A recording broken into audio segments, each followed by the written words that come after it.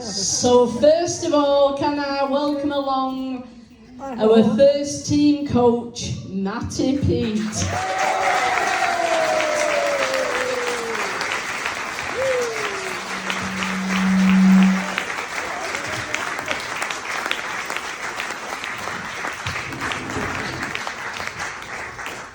Never trust these chairs.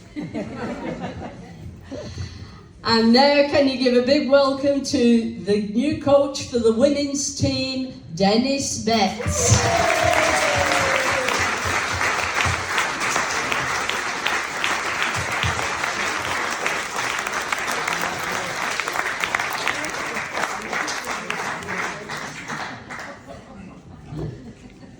Does he know about going out after?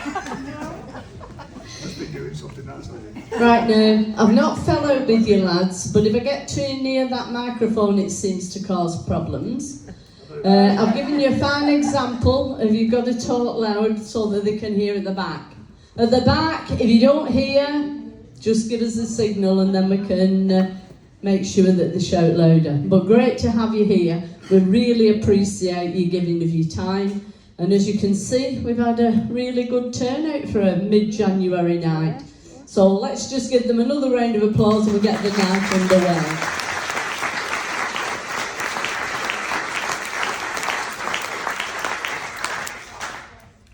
Right, Denis, we're going to start with you, my dear. You're looking at me gormless. I hope that improves as the night goes on. This is just how I look, so I don't. Can you hear Denis? No. Come on, Denis, you've got to share that husky voice. This has is the got to tone of improve. my body. It doesn't get any better than this, I'll let you know as well. And it actually helps me coaching because you have to get really close and be quiet. So, Denis, it's a wonderful appointment. I think it shows the ambition of the club with the women's team appointing somebody of calibre of coaching that you have. Was it a surprise to you, or were you sort of looking to get into women's Was I rugby? surprised to get a job offer? Probably, yes. I was talking to Chris Rads for a number of months just because of what was happening in the club, and not on the side of having a job, and then I'm just interested in the momentum of the club, what was happening with the new ownership, and just to see how excited Chris was really. And I know it was more of a personal thing and just conversations, and he just came back to me and said they're looking, would I be interested in coaching the women? And it was out of the blue, and spent a little bit of time thinking about it. And obviously, Did he not have to twist your arm up your back? No, not at all. It was. I'd spent nearly 12 months not doing a lot of well, doing some stuff around and outside of the game, but not really doing any coaching. And it's one of those things, and Matt will tell you as well. It's like when you do it, it seems like it's the best job in the world, and then it gets on top of you, and then time passes by, and you feel like, oh, I can't do the break of this. It's not something that I can continue to do year in, year out, and take the pressure that comes with coaching a team. And then when you step out of it, you think you're going to spend a bit of time, and you actually realise that that's what you are. It's who you love, what you love to do. And I just wanted to coach again. So it was nice when Chris offered me that, and it was completely different. Somebody said to me the other day, said, what's the difference between coaching women and coaching men? They're women. That's the difference. And I think I'm always going to know that there's a difference because I'm a man. So that's where it becomes different. But you're digging a big enough hole.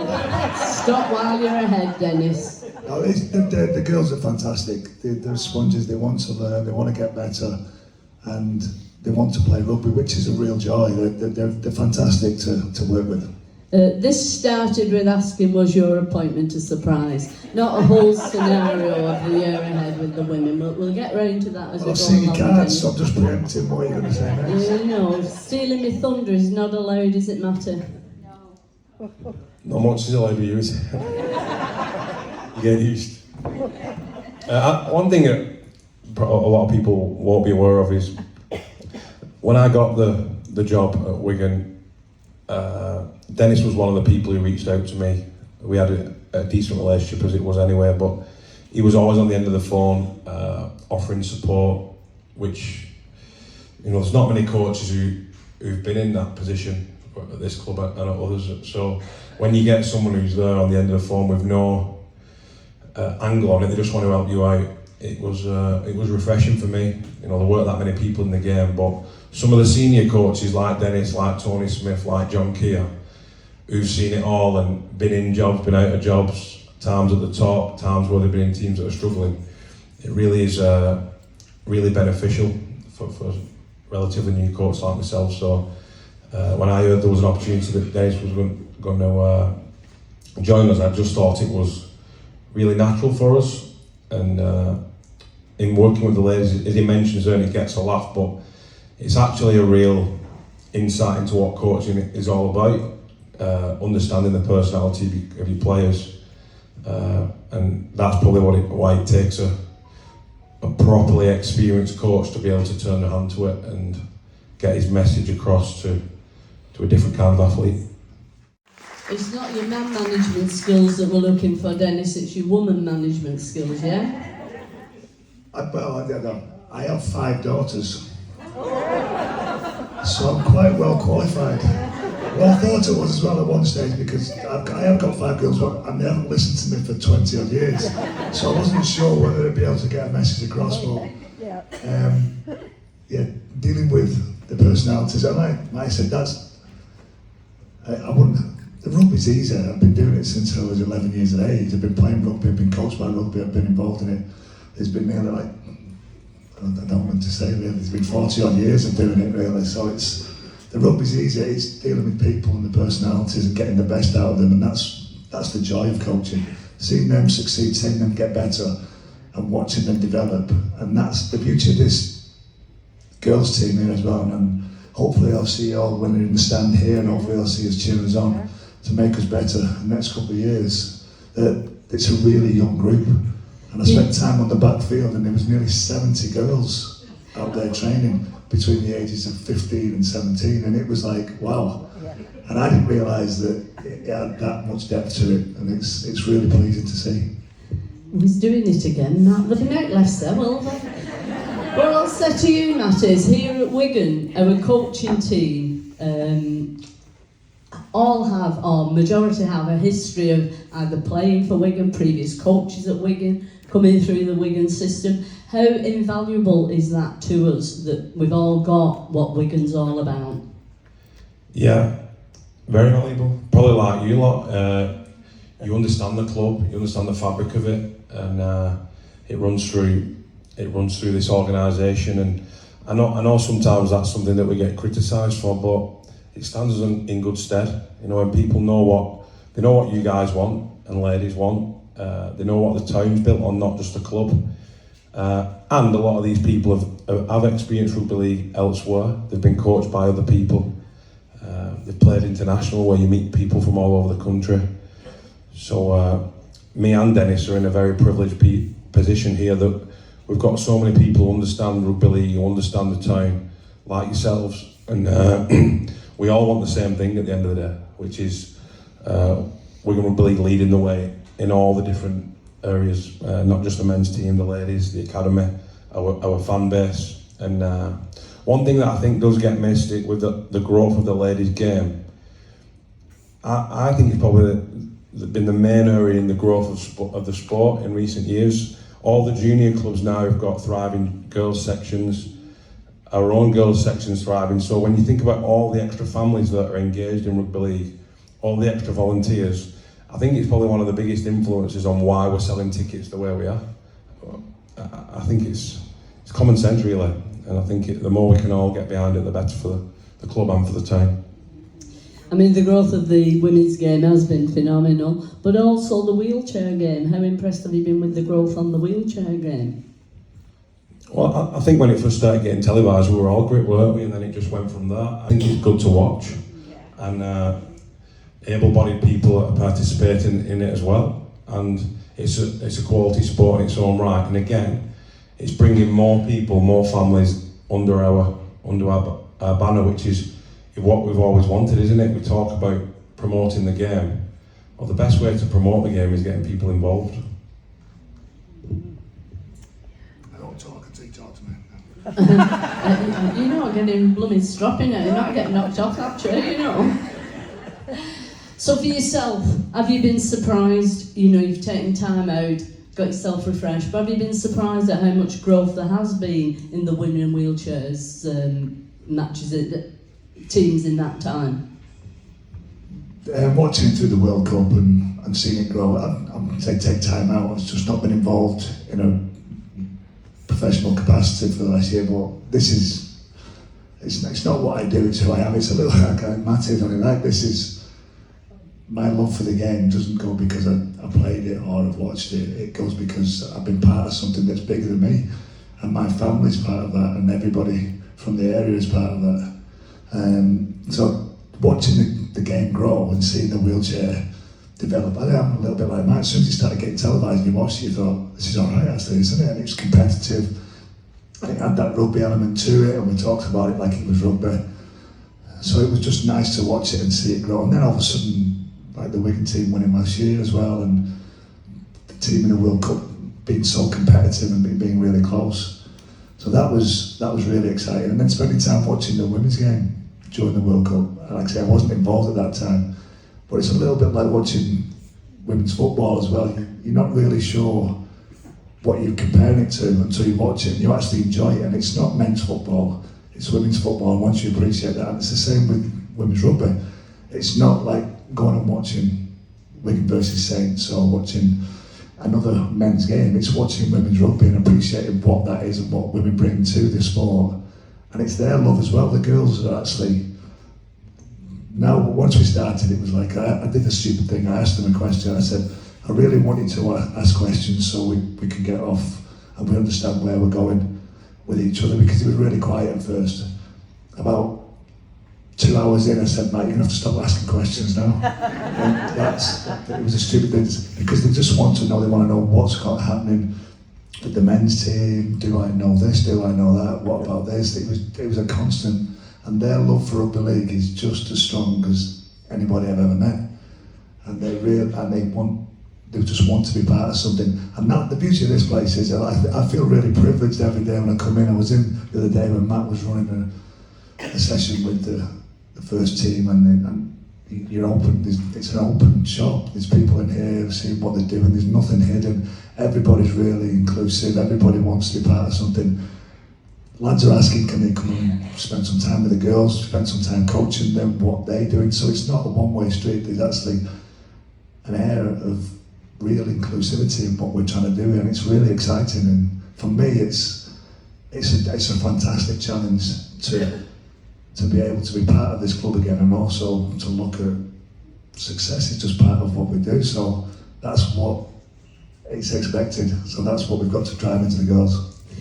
As well as the success, which, yeah, that is it. But you get the feeling, and it's what we all feel, it's the pride that we have in the club and the integrity of our club that really, really appeals to us. Would I say that's correct?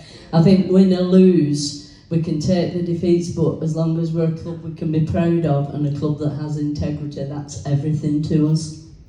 Well, I think that's, and like Matt said before, I really appreciate that. I've known Matt and I've known of Matt for a long time, and when he got the job, I was just really pleased. I was really pleased that, because until you actually coach and you're in coaching, you can't actually appreciate what a tough job it is. And Matt set himself out to be a career coach. He worked really hard. He'd come all the way through the club. He'd been part of the club. He took a step outside just to really experience what the real world was like and how much different being part of a Wigan club was. And when he came back, he brought so much more back with him, and that's what the club's about. It's about, we need people that really appreciate what this town is and where it's come from and what it offers and what rugby league means to it. Yeah, it's in our blood, that's for sure. So we'll take a look back now at what was 2023, Matt, and the season that was. I think we're all very appreciative of how well we did in that season, yeah? Yeah. Definitely.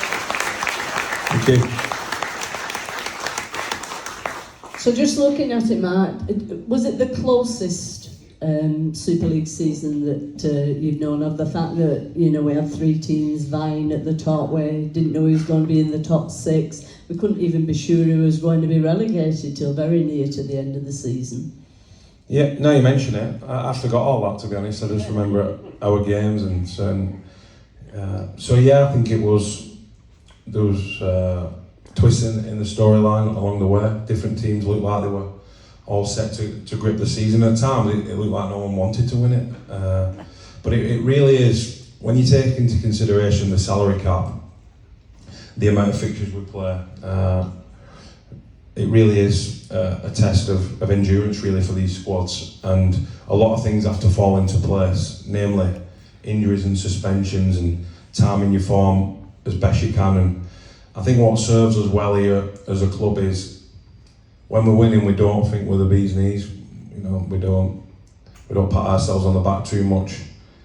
Hopefully we're quite humble with it. But on the flip side, when we're losing and when we're going through tough times, we concentrate on really simple things. We don't let the mood dip too low, which I think is easier to do because we don't think we're great, or you know, when we're winning. So when we do go through them tough patches, lose big games, lose a few games, we just stick at it and stick at it. Try and learn, try and improve, and that's what we'll continue to do. Is that a little of what happened? We dipped down to 6th, we'd lost I think 4 games out of 5, and then suddenly it just all seemed to click. Is that because of a real good look at ourselves? Yeah, but we would try to look at ourselves when we're winning as well. So the process, although it's internally, which Dennis refers to, that it's difficult, and I know what's going on, and I know what people are saying, and I can feel people talk to me a little bit differently. For us as a staff and a group of players, we know where we're heading. We know how to get there. We just have to play better. We just have to get players back. We just have to work out on our combinations, time on the training field, and just trust that in that you'll find your way. Yeah. And it helps when things do come together. And that's the job, I guess, trying to keep the train on the tracks. Do you think we owe a lot to the strength and conditioning that we're still running strong at the end? Absolutely, yeah. And the staff in general, which Dennis mentions though, it's collaboration on everything. Like, I can't do my job if the strength and conditioning team aren't getting the players right, fit for games, if the physios aren't getting them fit for games. Likewise, they can't do their bit if I'm not listening and overtraining or undertraining. If Lockers is not doing his bit with the defence and with the forwards attack, and Tommy's not projecting the right game plan with the ball, it's a matter of everyone in the environment, supporters, office staff, George with the kit, all just concentrate, having a real clear focus on their job and just executing it the best they can. But the strength and conditioning team do a phenomenal job. The lads look fitted and well at the moment, and it's really a matter of maintaining it during the season, that balance and not overtraining, but you can't just rest all the time is a tough one. So Dennis, at the end of last season, we finished up with the best points for and the best points against. Do you think that's quite an incredible feat that we managed that? That's why you win the league. That's what you're aiming for, and that's what Matt will be looking at. Like I said, we want to be the best defensive team in the competition. We want to be the best attacking team in the competition. There's the balance in finding what kind of team you are as an overall package, and what the people really bring to your organisation that you have to pick every week. And I think the beauty in this organisation is the development and the time that's spent with the lads that nobody really sees. You'll know about them, but nobody sees them, that are ready to go. Like, I worked at Newcastle with a number of the players, and I was fortunate that Matt's used to send players up and he'd just say, have a look at them and he'd expose them to things. And someone like Brad O'Neill now goes on and he wins. He comes up and he plays 2 or 3 games. I'm saying, he's not that good, Matt, you should leave him with me all year. And Matt takes him back and he ends up playing regular all year. And the exposure there, that those players are being monitored, they're being developed below the surface of a lot of other Super League clubs or a lot of the coaches, and they plug those holes. And you don't always get the big wins, or sometimes you get losses with those lads in the team. But what you develop is you develop a mentality that knows that when it comes down to it, they're going to deliver. And I think that was the difference in the season. It wasn't that for and against, it was the development of that group and the trust that then Matt felt that he had in the big games. It showed through in the players, and they came really strong. And you don't win anything in the first week, and sometimes you don't win when you beat St Helens twice, but it's always nice. But what you do is you put yourself in a position that when it really matters, you've got the mentality and you've got the processes in place that Matt's talking about there, that they're not phased. They know what to do. Everybody knows their job. Everybody understands their role. And when you execute it and you get the right people on the field, you win. So Matt, we move on to the grand final, and the approach to the grand final, because we were league leaders, of course, we've got a week off. And in the past, I think I can say that very often that having the week off has not been good for us. We just haven't got it right. But ask Hull KR, and this year, well, last year we definitely got it right. We blasted them off the park. So did we approach that week off any different? Yeah, we did. I felt after we lost the previous year against Leeds, I learned quite a bit personally as a head coach in team selection, in the way we practiced, in the way we built up the semi or not. And I always said if we got to another semi-final, I was going to treat it like a final. So me personally, as far as motivating the team, my intensity in training, I was probably not at my best, but I had the bit between my teeth more for that semi-final, and then the week of the final, quite the opposite. You know that you're aware then of the lads being nervous, of the lads, you know they're going to be up for it. You know it's a big stage, so probably I pulled back that week. But going into the old KR game, I was like a man possessed. And whether or not that's why we beat them the way we did, you never know. But on reflection, the year before against Leeds, it felt like a different season. I don't know why, but I felt we needed to rest quite a bit in the run up to that game, and we were at the races against Leeds, so it was a rest this year. So, yeah, always learning. And going into the grand final, we're 2-2 at half time. We're up against a big set with the Catalan Dragons, and we're 2-2. When the lads came into the dressing room, was there a lot of confidence there that we were going to go out and sort it out in the last 40? Yeah, there was.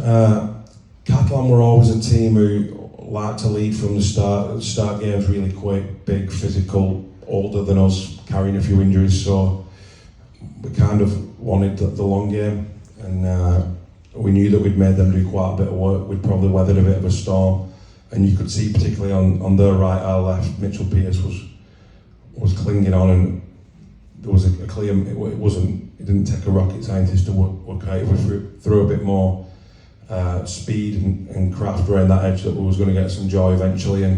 And firstly it led to the sin bin for Tom Davis pulling back Liam Marshall, and then we got the score. So it seems straightforward now, but it would only have taken in the first half an hour or so a penalty conceded or a few more errors from us, and you don't build that fatigue on the big men, and it's a different game. So it was a day where the plan that the lads set out, they executed. And our man of the match was Jake Wardle. Was that because of how good a job he did on Pearce? Yeah, he's just a class act, Jake. I think. I know the fans rate him as well, but internally, we rate him so highly. No nonsense. We've probably been more impressed with his defence. We always knew he was very crafty, very athletic player. He seems to have found a home that suits him as well. He seems to have settled here, and I think he's just a classic centre. You don't see that many anymore who can beat people either side. Got the pace, makes good decisions, always seems very composed. So yeah, we're lucky to have him, and I think he loves it here. Has he learned to keep his head out of trouble? Seemed to always have the head injury every time we saw him, a black eye or half a face. Yeah, we don't worry too much about that as long as he's scoring, and yeah, he gets paid, doesn't he? So yeah. Still on awards. How good was it with Harry Smith? Because he was close to being man of the match in the grand final. And I mean, I think my opinion is the big turnaround that we had and the improvement that we had when we were from 6, I think was Harry and his kicking game. He just absolutely bossed the park. Yeah, we did tweak our game plan a little bit. We started kicking earlier in sets and, like I said, trying to put fatigue into teams rather than maybe trying to post points too early in certain games with the players we've got, you know. And the first week we did that was Catalan away, and you know, anyone who watches Hull FC the week before, it was shocking. I think that was the worst. You know, Leeds ran it close, but Leeds at home was a shocker. But I thought Hull at home. But then he hits that golden point drop goal after missing a few, and I felt like it was a defining moment for him and the season. And anyone who sees the amount of work he does on his kicking down here after sessions with Paul Grayson, the kicking coach, and Tommy Lilloway, he really is getting what he deserves. So you know, you get the number 7 shirt at Wigan. There's a lot of pressure, isn't there? So there was times where he would have felt the weight of that. But credit to the fans, credit to the staff, his teammates. I feel like everyone is kind of stuck with him, and now he's paying back. Yeah, I think Julie the first couple of years, you know, but he's really put in his mark, not just at Wigan, but on the international scene as well, because in the Tonga series, I mean, he was absolutely brilliant. Confidence, isn't it? Like, anyone who watched him, I know a lot of you lot watched the academy, you all knew he could do it, you all knew he could kick goals. But when you're in that, you know, you imagine how lonely it is for him putting that ball on that corner sometimes and getting cheered when he kicks an easy goal. Sometimes I'm watching it, you know, and I feel the same sympathy as you lot, and then you come up here and his mum and dad and they're stressing out. So then when you see him at the end of the year and he's had his way, and now he's a cocky get, so we have clipped his wings on. So is the cocky get going to get the kicking job this year, or will that be Adam's delight? I don't think it's the right forum to... What I will say is with Harry, like, his overall percentage in the year is lower than Adam's and isn't that impressive. But I'd like to take him on the value of his last 6 games and in the big games. So I guess I'll give you a bit of insight there, but you know, the cones is to lose for me. Cracking. And still on awards, Man of Steel, our Bevan. How worthy is Bevan of that? He's brilliant. He's brilliant. I can't take any credit for anything he does. He's just a special player, special lad. And again, I think he feels at home here. The supporters love him. I've done from day one. It's not missed on these players, you know, when there was times when Bevan was at home and looking after his mum, and the messages he gets. More importantly, all the well wishes he gets when you all see him. And I just think the way he's treated by the people of town is as important as how we treat him. And I think he's got the potential to go down as a legend here. You've given him the number 6 shirt, but in previous seasons he's had every damn shirt known to man. Is he going to keep the number 6 position all season? Yeah, I've cocked it up lots of times, don't we? I don't see why not. You know, it all came together, and I go back to the time on the training field a lot having these positions. You know, we threw Jay in at Magic Weekend his first game back. Obviously that didn't work at Royal Style, so but he'd only had a week really training there, and we worked it out, changed it, and it didn't click automatically. It's time in the video room, time on the training field with a different coaching staff, and sometimes you just need that time for people to settle in. And credit to Bevan, what he was doing at 6, he had to sort of rein his game in a little bit, and some of the efforts he was making, chasing kicks and his defence, I think it proved to everyone that he's not just quick and talented, he's also very committed to the group. Very true, very true. So coming back to you, Dennis, I'll have a little word with you now, because you've come into the women's setup and we can't get to, we try to get, but sometimes the information's late coming out and you've got other commitments. So for various reasons we've not been able to do as much with the women's game, some of us as supporters, as we would like. But sort of they got into the Challenge Cup semi-finals, they got into the league semi-final, and they got into the nines final, and I did watch all those games, and it seemed as though, you know, they were giving us as good as any for 70 minutes, and it just was the last 10 minutes where the stronger team came through. Is that what others felt that, you know, regular watch? So it seems to me like you're picking up this team with a, you know, we've got a good foundation and we've got a pathway in place. Am I correct to think that? Yeah, that's exactly it. I think when I've watched, I spent a little bit of time watching it last year. I watched the semi-final over at York, and it was a pattern throughout the year. They had good 10 minutes, and then as soon as there was a bit of adversity, they just failed to recover from any kind of real setback, and the scoreline, it's here a couple of times, against St Helens, against York, against Leeds, the scorelines blew out. They were a lot older teams, a lot more experienced teams, and the girls in that group were playing, some were playing out of position, didn't really understand their role within the team. The feedback I'm getting from now is that was because they were young and inexperienced and hadn't spent a lot of time in the training field. They only train a couple of times a week. It's like flipping it back to 1986, 1987 when I first started. It's a Tuesday night at the top field, it's a Thursday night at the top field. You can do your weights if you want and turn up on a Wednesday or a Tuesday, and we train Saturday morning, 18 plays Friday night, the Colts will play Saturday afternoon, and then we'll all turn up and watch the first team win on Sunday. But the girls now, they've got a little bit more of a regime that trying to develop the best of it out of them. They're experienced on what happened last year, so they have suffered a little bit, especially against the top sides, but they've also got those little glimpses of, if we can maintain some kind of pressure, if we can stay in the fight, then we've got the ability within the team that are really excited, and they've got a little bit of time now. They've played against women, and now they're committed to what's going to be next, and they're really excited. And that's what's great when we're coming to training now, is they want to make amends for last year as well. So like, they really enjoy the nines. Nines of the competition. We're quite a quick side. We're a side that likes to run. So they're excited to what that's going to bring, but they also want to now look at Saints, at Leeds, at York, and they want to be more competitive. Yeah. And I think that's where we're going to next, on those top 3-4 sides. At the moment we're sitting fourth, and we're sitting fourth by quite a way. I think this year now we're going to go and challenge those 3 teams above us.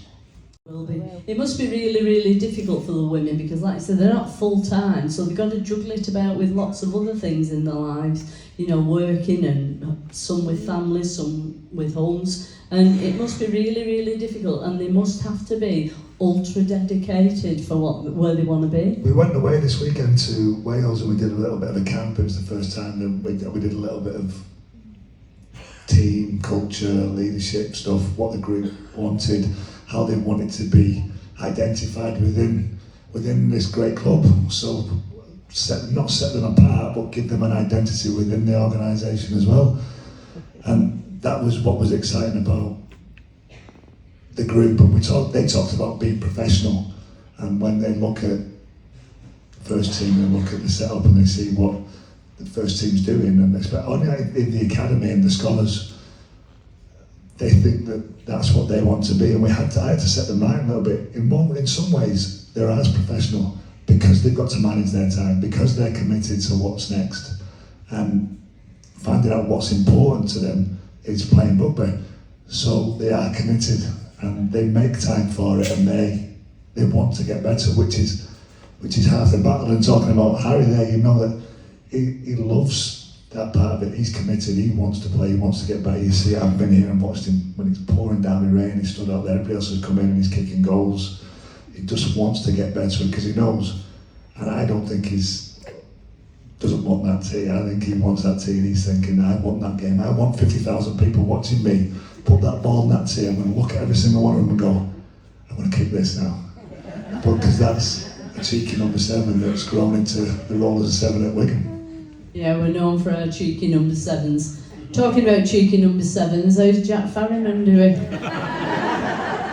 Yeah, there's a lot to like there. I think the challenge with Jack is going to be remembering just how young he is. You know, I know a lot of you were there at the Midlands on Saturday, and my first thought was expecting a bit more from Jack, and I wish he'd have done this, and then you reflect on what he's doing, and if he hadn't been with the first team and you was just watching an academy player, you'd be delighted. You'd think we've got a special player on our hands. So all of us, me included, probably me most importantly, just remembering where he's at in his development, challenging him to be ready, but also understanding that it's a big step for him, and this Friday's another big step for him in the right direction. But he's got all the confidence in the world, and like you say, you don't want to make it too, professional's the wrong word, but too serious for him in a way. You want him to get his work done, sort his nutrition and his weights and all, but when he steps on the field, you want him just loving it as well. And I think that's the beauty of the ladies' game, and I think ladies' sport in general, it's quite refreshing that the purity of it. You probably see less cheating, less mourning at the ref, less theatrics. It's just people who are playing, and it's almost like watching sport and rugby league, and like you say, in the 80s and 90s when it was just a group of friends just ripping in for one another, and that's how I want our first team to look as well. I think they do. Yeah. I think it was very obvious when the women in the football won the Euros, the way that they celebrated on the field and everything, very much like the way things used to be before football, hooliganism and everything. So yeah, us women know how to do it best. So just coming back to you, Denis, because we've talked about the awards for the first team, but you mentioned Vicky Molyneux, and how good is it that Vicky has been recognised for all her services, both at Wigan level and international level, by getting the President's Award? Well, I have to say that rugby league's tough, really tough, and you get to a certain age and you really appreciate if you've played a lot of games, but having children's much tougher. And so Vic went away, she played for England, she stops playing, she goes and has a family, and she decides that she's got some unfinished business. She comes back, she plays for Wigan again, and she goes on and plays international rugby again, and she loves this club. You sit and you talk to her and you see her desire to want to play rugby, and I like what Matt says, there's a real purity in it. It takes you back to that time when you first started, and it's never felt like a job, no matter what I've done on both sides of coaching or of playing. It's never felt like a job. But when you see the girls and you see how much joy it gives them, and Vicky epitomises that. Like I say, she's got injuries, she's got bumps and bruises, but she just wants to play. And it was fantastic that she was allowed, or fantastic that she was recognised for what she'd done. And when I think England numbers something like number 10 or number 11, she's in the top 13 players recognised on a heritage number. That's massive, and it's something that we should celebrate. She's in that first ever team that's been recognised internationally by their country, and we've got her here. We're hopefully going to keep her, and she's going to play, and she's going to help us work with the girls in the community and help us develop players in the future. So we've got to foster that within her as well, and her love for the game. But yeah, she rung me up straight away, sent me the text, and I didn't recognise who it was when I saw a picture of her in a dress and actually with her hair done and makeup on as well. It was a completely different Vicky, but it was great, yeah. Superb. So I'm going to move on now to the squad for 2024.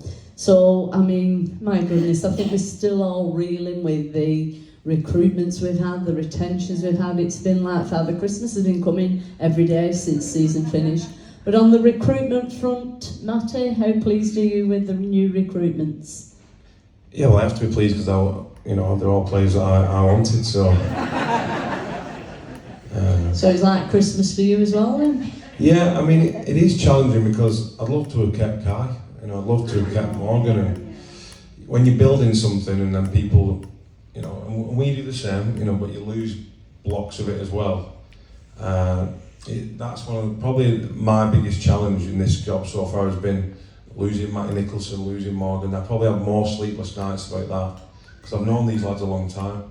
But then I'm delighted the club can sign Luke Thompson and so on. So it's probably that's probably part of my learning and experience. It's the professional nature of sport, and got to get on with it and sometimes not get too attached to the lads that you lose. So the lads look very athletic at the moment, I must say. I think we've got probably a bit more X factor, ball carrying, pace and power. You know, Cruz Lehman is going to be really exciting to watch.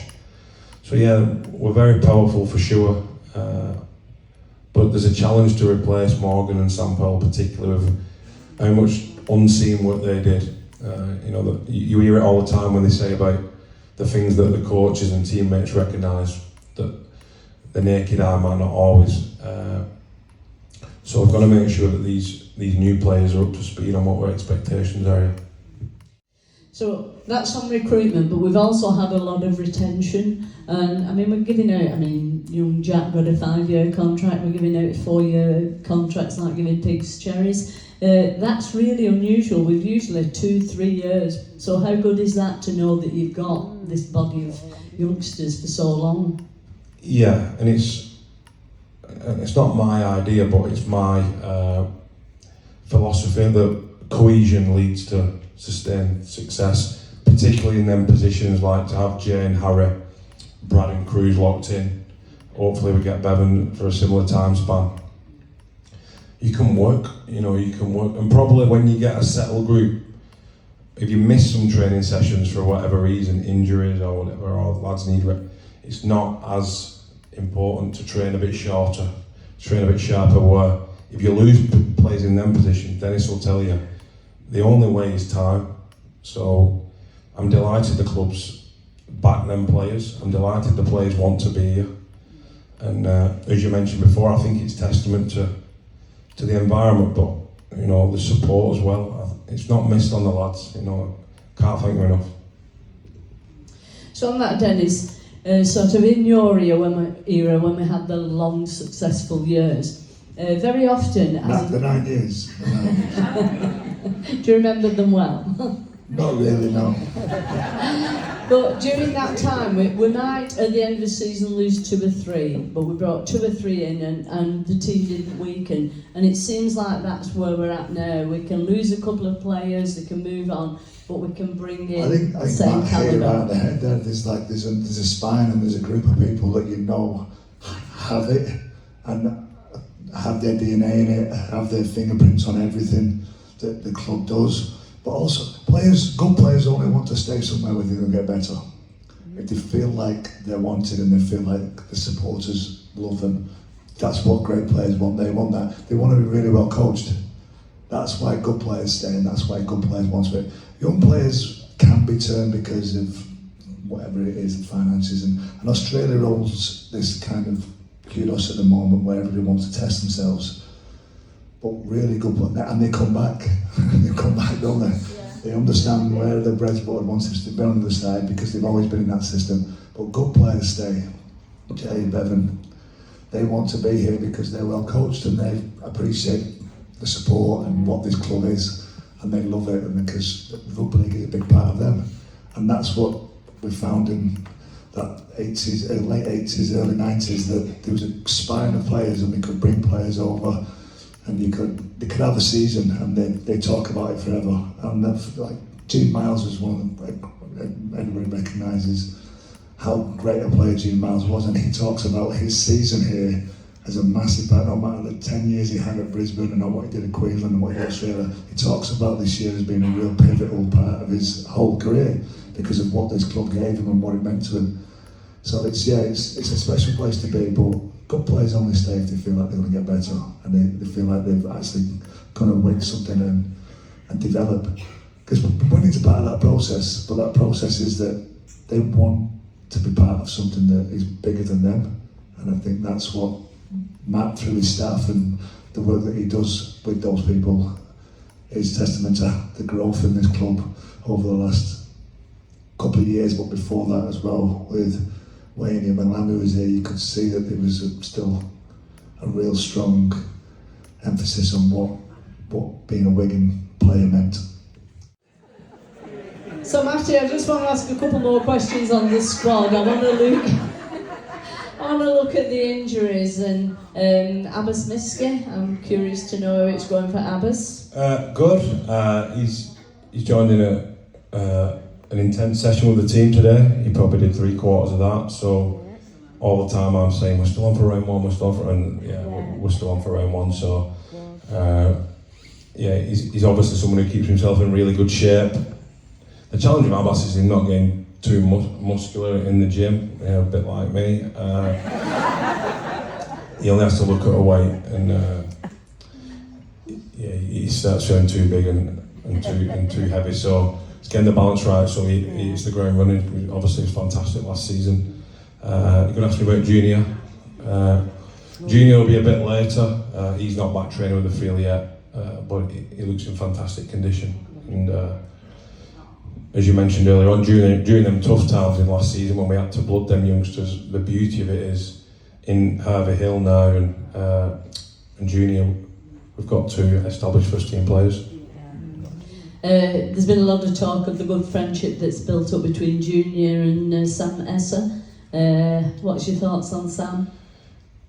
Yeah, I think he's one of them players that we've signed with the long term in mind, but I expect him to feature this year. He looks in fantastic condition, lovely lad, very determined. So he's one of them players you look at and think we must be able to get a good player out of him because he's so athletic, he's so keen to learn, and he's a good fella. So yeah, I think if Sam can hit 10 or so games this year, and then the fact is we've got some forwards retiring in the next few years, so that conveyor belt's ready again.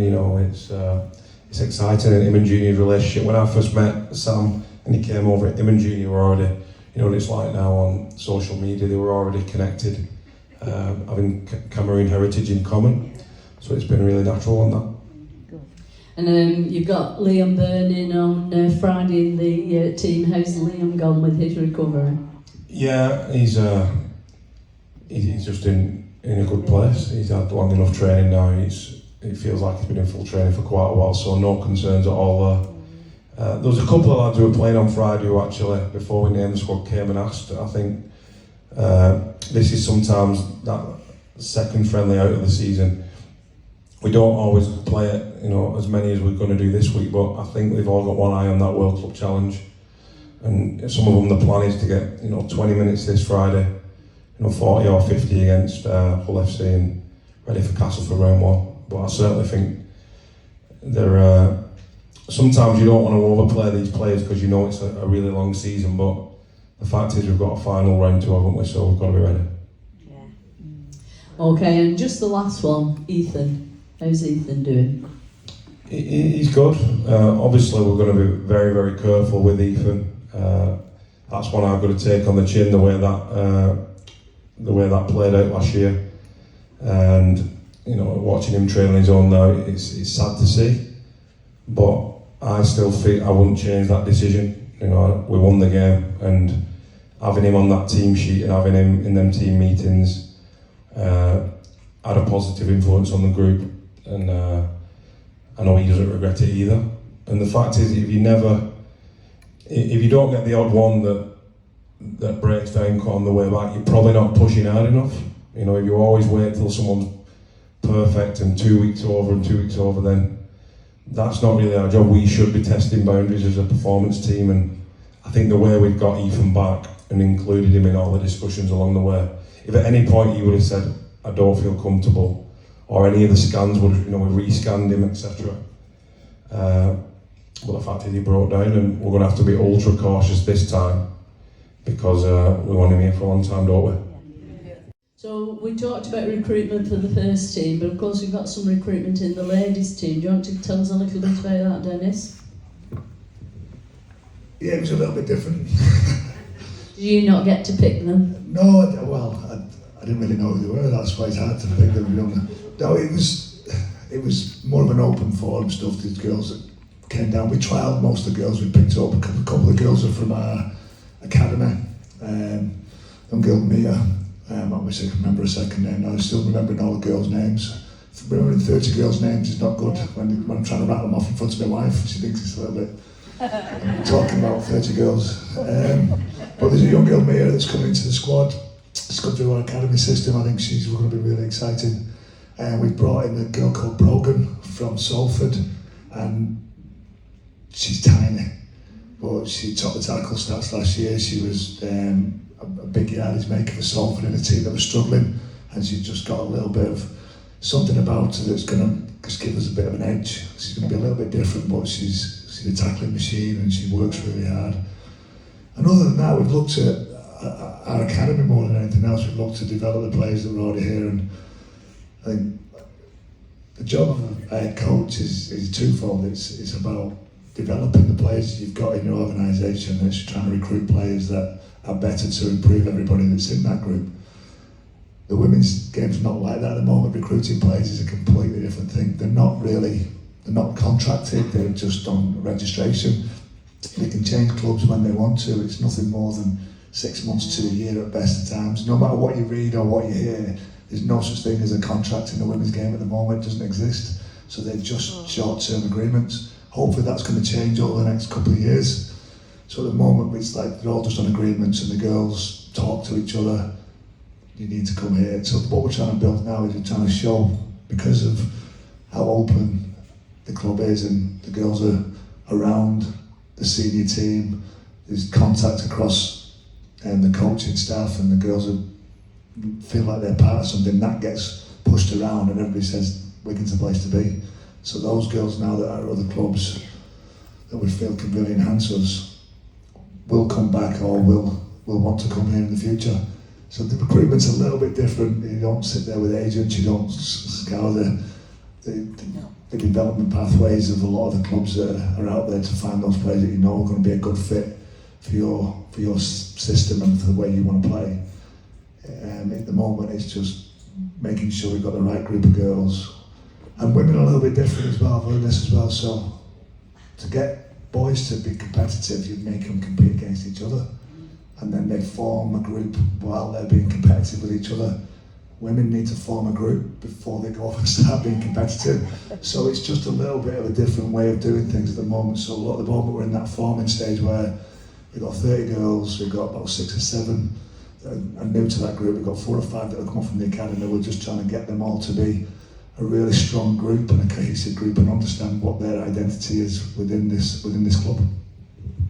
So how important there, with this, what we're talking about, is the one team training that we did last year? Is that something we'll be doing again this season now? Yeah, 100%. It's brilliant. I wish we could do it more, to be honest, but it's just everything falling into line. A bit like the now and the lights, you just pray for decent weather because it always helps. But no, I've noticed other clubs trying to replicate it, which is good as well. I don't see a downside.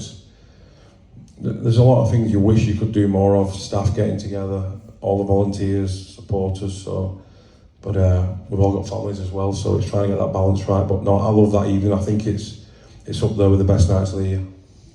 Do you think it's really good as well? It's a two-way thing. It's good for all the teams to be together, but sort of like you mentioned the training the other night under the lights, and of course that's opportunities for families that possibly can't afford to be coming to the rugby matches, but it's good to be able to bring the kids to see what goes on here at Wigan.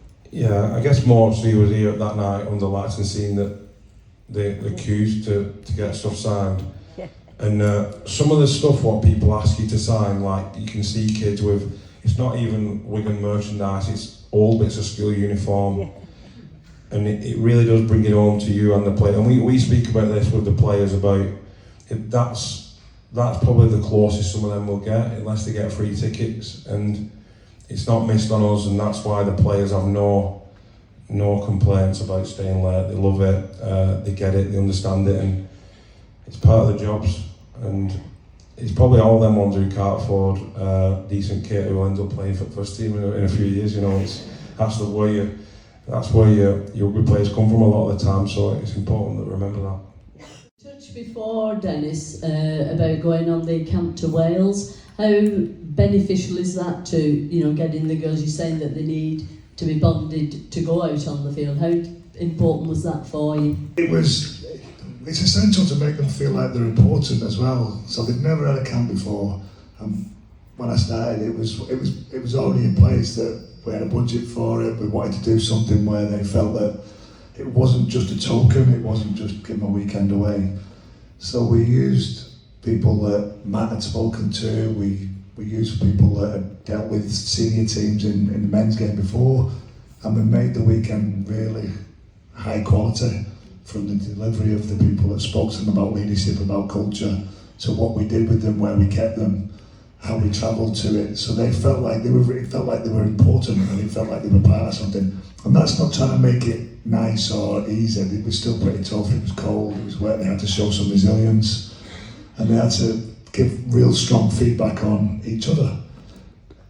That's what made it really impressive. And they spent time with each other. Like I say, because a lot of them work, or a lot of them at college, and we feed the girls now at night here, but it's 9 o'clock at night just after, so they get the chef that works with the first team packages some stuff together. They get food every single night, so they can have it when they get here from work, before they train.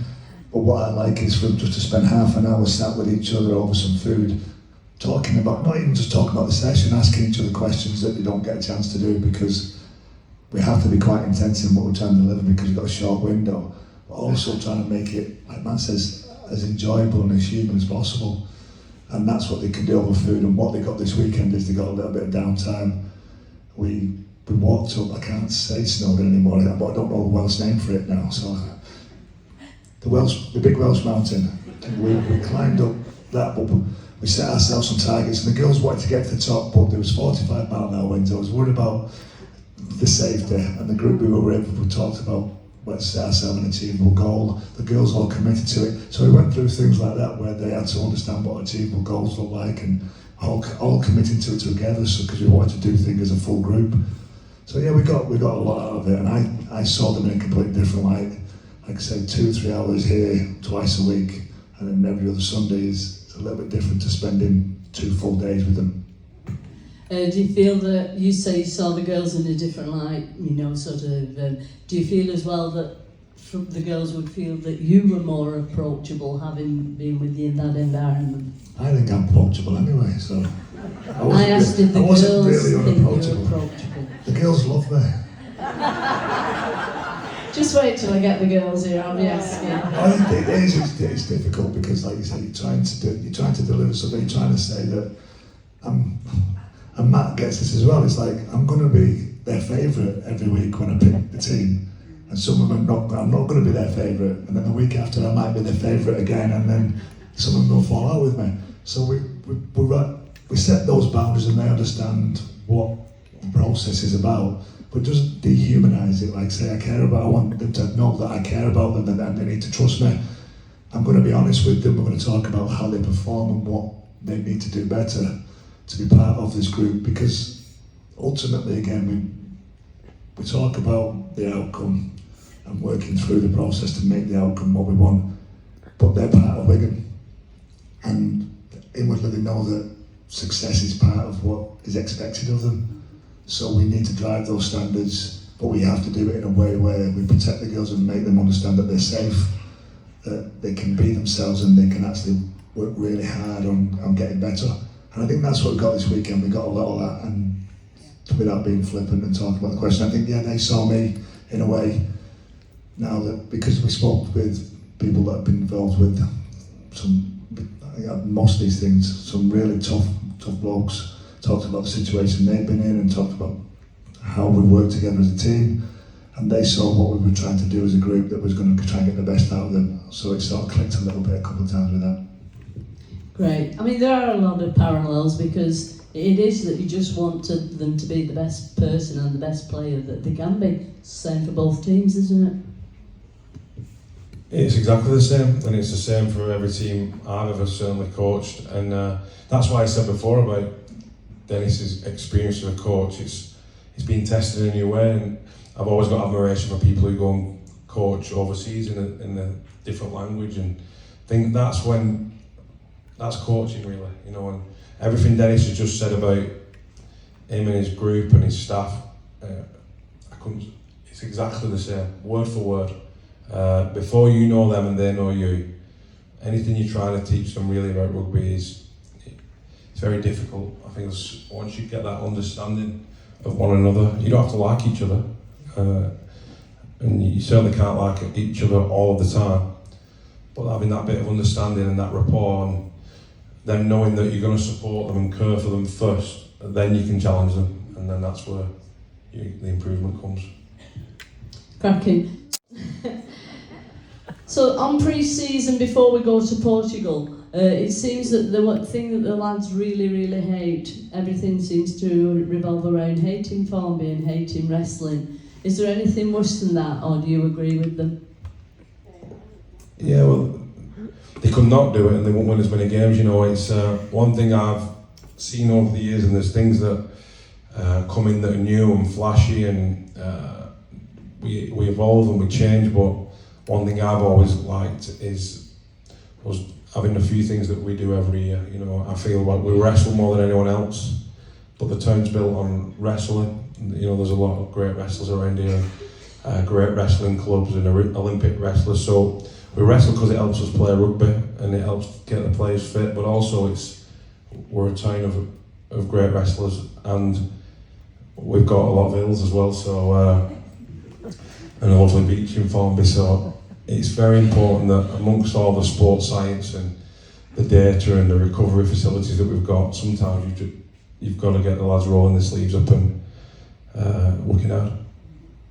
Were you ever subjected to Formby Hills and Hay Hall and? We invented them. They've been there a long time. And that was, again, like Matt said, we were built on that, doing more. Like looking around and saying, and sometimes you tell them a little bit of a lie. You say, oh yeah, I'm only going to do 4 weeks of pre-season this year, knowing that you're going to do 8. So you sort of second guess everybody else, and it was one of those kind of things where actually we'd finish or we'd win a big game, or at the end of the season you'd look at your teammates and goes, see you tomorrow.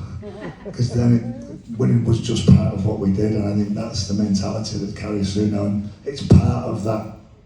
We're ready.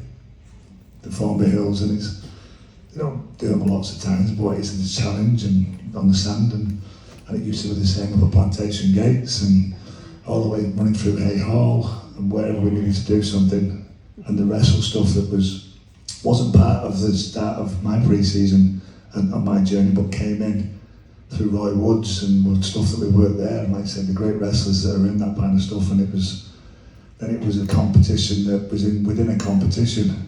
And it makes such a big difference to be ahead of the curve with everybody else and know that you're working harder and doing those things that really matter every single year. Not looking at them and sort of changing them because they're tough, going back at them and making them even tougher. Definitely. So going to Portugal, how beneficial was our time in Portugal, Matt? Yeah, just picking up on what Dennis mentioned, I think it's also important you remind the players when they're on the plantation that Dennis and Andrew Farrell and all these great players, it's something they all have in common, as well as wearing the jersey. They've all been sick on that hill, so it builds a mystique around the team, around the club, and teams come from all over to train on hills in Wigan. It's bizarre, you know, there mustn't be hills in some of these towns, but you know, it's amazing. Portugal, yeah, it was excellent. You know, the field sessions. Even today, you can imagine we've been out there, but it's difficult to get quality work done when it's either snowing or blowing a gale, and to be able to get on the field 2 and 3 times a day. You know, our big days in Portugal, the lads were, you know, starting training at 9 in the morning after a meeting, and some days some was setting at 4:35, and the day was still going. So it allows us to pack a lot in. It makes training more enjoyable. It wasn't particularly warm, it was more like mild weather training. But again, like Dennis alludes to there, letting the lads have so much time together to share each other's company. And, you know, through good times and bad, I think in 10 nights, you know, some of these lads, you know, they miss their families, they miss things at home. So, you know, like some of them have the kids' birthdays and whatnot that they're not able to attend. So I'm not crying that it's not a fantastic opportunity for them, but it's not all plain sailing. So for them to be able to support one another through that, again, it stands us in good stead. So on that, you mentioned the family commitments, and of course Liam didn't come along with you, but how pleased was Nathan Lowe, our sponsored player, to get the opportunity? Yeah, you've sponsored some good players over the years, haven't you? So, no, I think Nathan and Noah who came, Noah was only a couple of days before the camp he found out. So, No, they both deserve it. It'll be something they never forget, and they acquitted themselves really well. It was refreshing to see. I think what happens is the enthusiasm that them young players bring. When some of the senior lads might have a gentleman's agreement that we're a bit tired and we won't go as hard today, the young lads are just keen. So they end up, their enthusiasm rubs off on the rest of the group, and any time off the lads did get, they got a day and a half off to do their own thing over the 10 days, and where some of the senior lads, like some Mike Cooper, and were just relaxing with a coffee. It was like they were on a school trip, or the in-betweeners. They were like paintballing, go-karting, pool competitions. So it was great to see. I did have I know what the question was because I'm still on the pre-season. How beneficial is it going to be to Tyler Dupree to get a full pre-season in at Wigan? Yeah, he looks in great condition, and he's one of them players, Tyler, like when we got him, and even when he was playing at the back end of last season, he's a coach's dream in that you could see some rawness around him, just things that he hadn't learned yet, and almost like a lack of professionalism around his game that he just hasn't learned yet, for whatever reason, or he's been told it and hasn't decided not to listen yet, which is normally the case. But he was still playing for England, playing for us in grand finals, making big impacts. So you're always thinking, how good can he be? And he seems to have applied himself really well. And it's obvious we've got some competition through that pack this year, and it's going to bring the best out of everyone. But yeah, I really enjoy coaching Tyler. And I just want to ask one little question on pre-season. Tiaki Chan, does he smile through everything? Because every picture you see, he's got the Cheshire Cat grin. Yeah, he's a great lad. Him and Tyler actually have got a really good a good bond building there, and I think that's one of the things we identified in Tyler. You know, in Tiaki, sorry.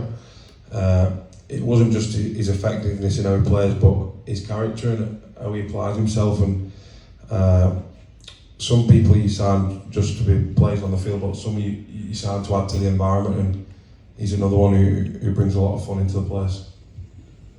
Great, so we'll round off now just with a little look at what's ahead. You touched on the fact that with Wakefield and with Hull we'll probably have a blend of players. So will it be Castleford before we get looking at the team that possibly will be in the World Club Challenge? It won't be far off against Hull FC, to be honest.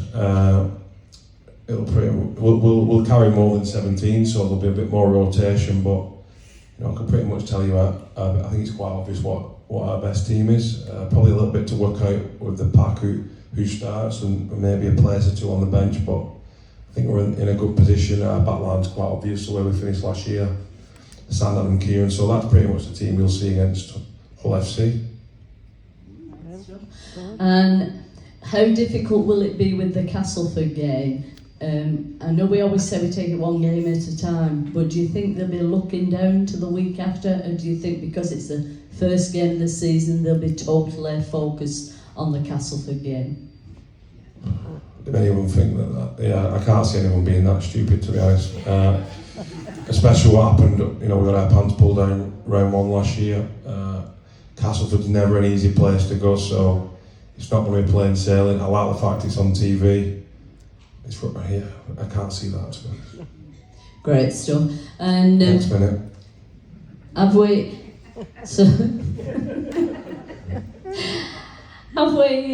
looked at the Panthers' information for their fans? I just think it's going to be an outstanding event. Yeah.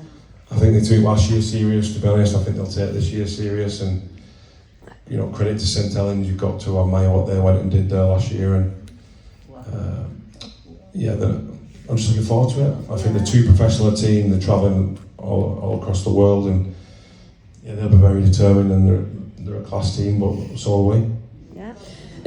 I know Saints probably won't admit it, but they seem to have a lot of difficulty picking up in the first half of the season. After that, do you think our squad, how well fixed we are with the squad, that after the World Club Challenge you'll be doing some rotating to just keep us on the winning streak? Well, hopefully they're all still drunk come the Wednesday if we win it. You know, we're going to celebrate. So there might be. but it'll be quickly back to business. We all know that. And I always remember when we won the Challenge Cup a couple of years ago now. I was so proud the way we turned up at Castle for the week after. It was so good to see. So we'll get the balance right, and it's a bit different. St Helens went to Australia, didn't they? They had all that to contend with. So, leave them to it. Great stuff. So I think that's been absolutely fascinating tonight.